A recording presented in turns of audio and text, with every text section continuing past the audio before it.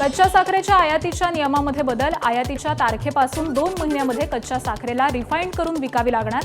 साखरेच्या वाढत्या किमतींसोबतच साठवणुकीच्या पार्श्वभूमीवरती केंद्र सरकारचा मोठा निर्णय. साखरेच्या दरवाढीमध्ये 22 ते 25 हजार कोटींचा घोटाळा झाल्याचा शेतकरी नेते राजू शेट्टींचा आरोप. कारखानदारांचे चेअरमन, नातेवाईक आणि संबंधित लोकच साखरेचे व्यापारी असल्याचा दावा. पुण्याच्या जुन्नर इथं आयोजित शेतकरी मेळाव्यामध्ये बोलताना शेट्टींचं वक्तव्य. साखर महाग झाल्यानं चहाच्या एका कपाची किंमत 15 रुपये.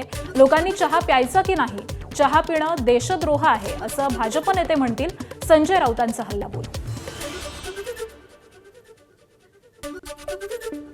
मोदी सांगतील चहा पिऊ नका, अमित शहा सांगतील चहा पिऊ नका,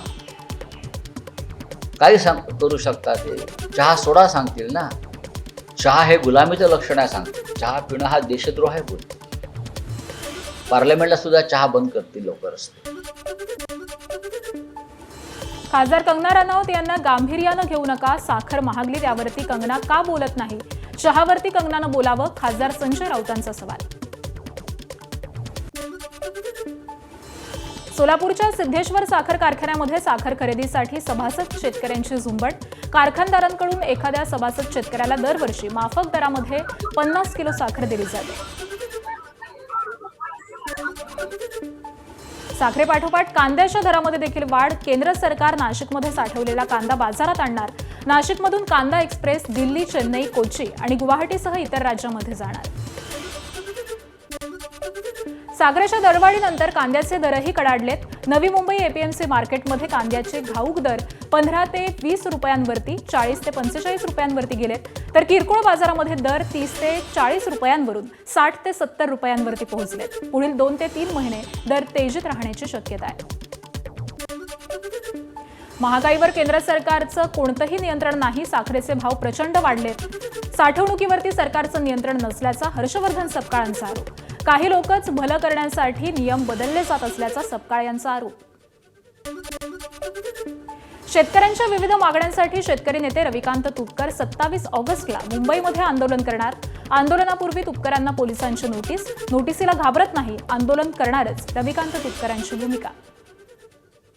पुढची बातमी पाहूयात. मनोज जरांगेंनी ओबीसी उपवर्गीकरणाची मागणी करावी.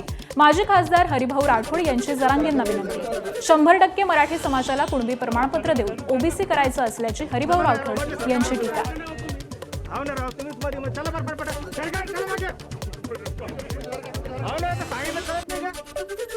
देवेंद्र फडणवीस दिल्लीत जाण्याबाबत हालचाली सुरू. फडणवीसांकडून आवराआवर सुरू. सर्व गोष्टींचा निपटारा करून फडणवीस दिल्लीला रवाना होतील. खासदार संजय राऊतांचा दावा.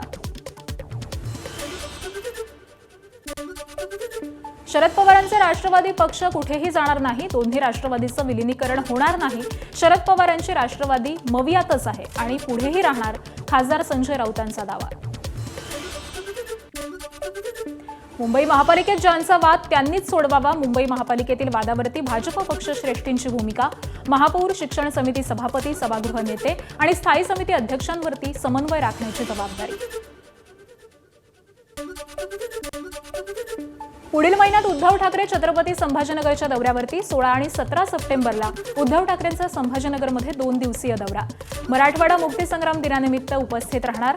ठाकरे मराठवाड्याच्या विकासासाठी करण्यात येणाऱ्या आंदोलनामध्ये देखील सहभागी होणार. शिवसेनेचे खासदार डॉक्टर श्रीकांत शिंदे आज जेन्सिनसोबत संवाद साधणार. अंधेरीतल्या शेरे पंजाब मैदानामध्ये कार्यक्रमाचं आयोजन.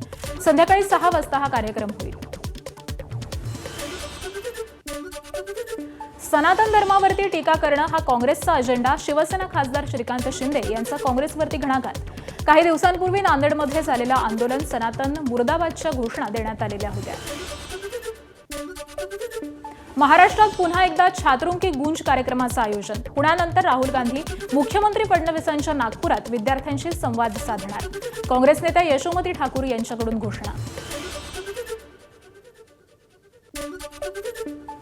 राहुल गांधी यांच्या आरोपांनंतर भाजपच्या पायाखालची जमीन सरकली आहे. बेरोजगारी, भ्रष्टाचार आणि विकासाच्या मुद्द्यावरती राहुल गांधी यांनी भाजपला थेट सवाल विचारले. काँग्रेस प्रदेश अध्यक्ष हर्षवर्धन सपकाळ यांचा भाजपला टोला.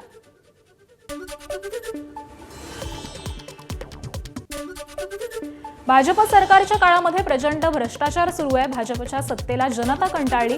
भाजपला धडा शिकवण्यासाठी जनता सरसावली. काँग्रेस प्रदेशाध्यक्ष हर्षवर्धन सपकाळ यांचं वक्तव्य. देशाचे संरक्षण मंत्री उद्या गोवा राज्याच्या दौऱ्यावरती. पत्रादेवी इथल्या हुतात्मा स्मारकाचं त्याचबरोबर संग्रहालयाचं राजनाथ सिंह यांच्या हस्ते उद्घाटन होणार. आज पुणे महापालिकेची महासभा होणार. राष्ट्रवादीच्या नगरसेवकांचा निधी रोखल्यानंतरची पहिलीच महासभा आहे. नगरसेवक अमोल बालवडकर आणि सुहास टिंगरेंचा निधी रोखल्यानं वाद झाला होता. राज्याचे नवे लोकायुक्त म्हणून माजी न्यायमूर्ती सुनील शुक्रे यांनी शपथ घेतली.